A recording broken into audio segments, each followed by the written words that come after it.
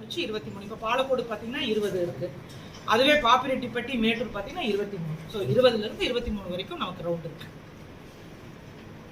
Madam, தபால் வாக்கு எண்ணும் போது கடந்த முறை செய்தியாளருக்கு அனுமதி கொடுக்கல. இந்த முறை கிடையாது. செய்தியாளர்களை பொறுத்த வரைக்கும் எலெக்ஷன் கமிஷனோட இன்ஸ்ட்ரக்ஷன் மீடியா ரூம் வரைக்கும் கிடையாது. தபால் வாக்குகளுக்கு புகைப்படம் எடுக்கக்கூடாது. இல்லை. அதை ஃபர்ஸ்ட் ஒரு 5 மினிட்ஸ் மட்டும் எடுக்கிறதுக்கு மட்டும் அனுமதிக்கும். கேமராவோட எந்த சூழ்நிலையும் மொபைல் கேமரா அலோடு கிடையாது. நீங்கள் தனிப்பட்ட முறையில் உங்களுக்கு கொடுத்த கேமரா மட்டும்.